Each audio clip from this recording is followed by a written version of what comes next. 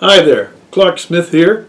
I'm the winemaker for WineSmith, and I'm going to talk about one of my favorite wines here. It's a cool project that I invented. I don't think anybody else is doing anything like it.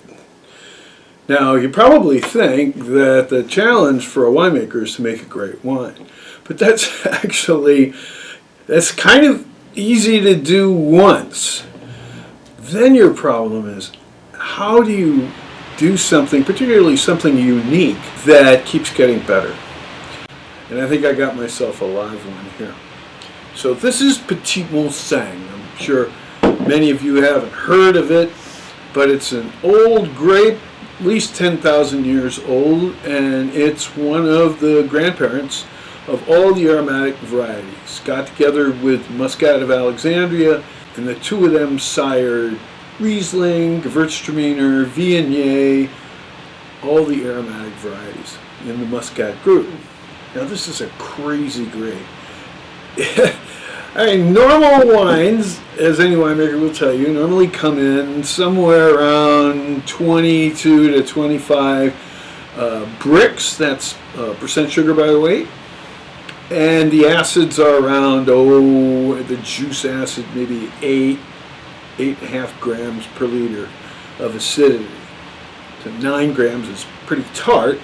And we normally expect pHs around 3.4, 3.5, something like that. Well, this stuff, with no botrytis and no raisoning, naturally comes in at 32.5 bricks. Ha! Nice, turgid, plump berries, and they're really sweet. And the acid is like 12 grams per liter. So that means that the pH ends up at less than 3, 2.9, 2.95. Insane. So the ancients loved this grape because before sterile filtration, which is actually a product of atomic energy, thank you Albert Einstein and Adolf Hitler,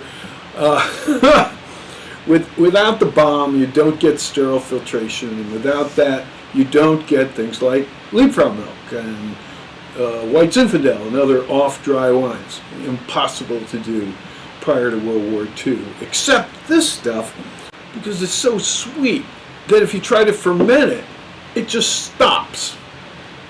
Sort of like a sauterne, except there's no botrytis. And so you end up with maybe 14% alcohol and around 6 or 8% residual sugar. So I love this grape.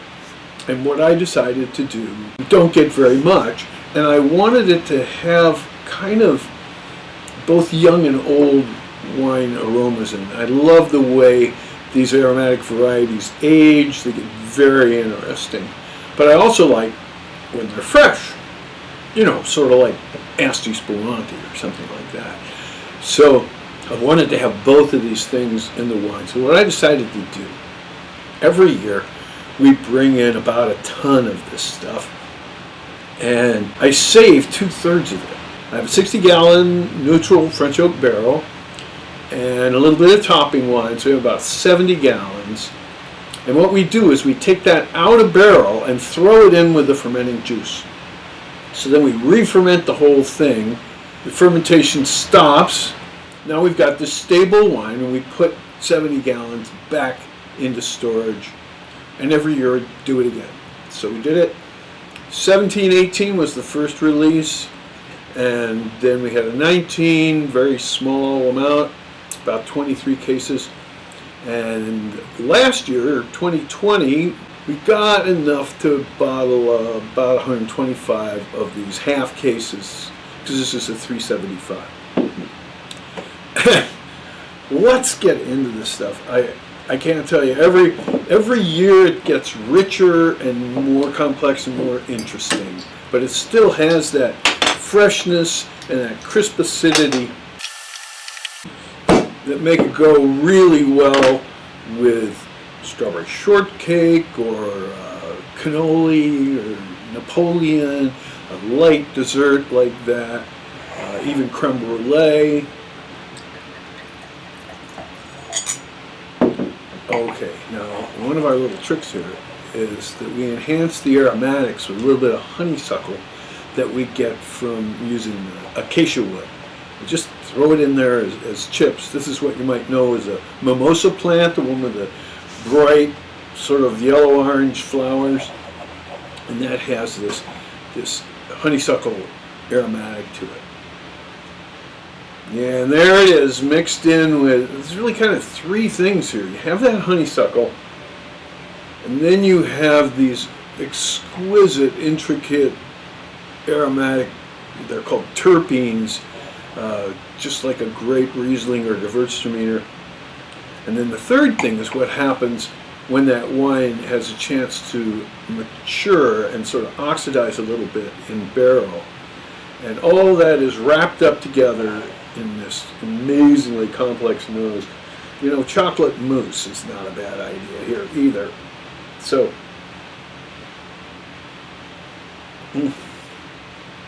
oh my. But you know, this is still lighter than a Sauterne or a Botrytis wine. And so it helps, all that acidity helps it sort of wash down any kind of light dessert, whipped cream and strawberry shortcake. So this is a real adventure for me. I know this wine will get better every year we make it in this kind of half-assed Solera style. I hope you'll enjoy it with me and let me know what you think.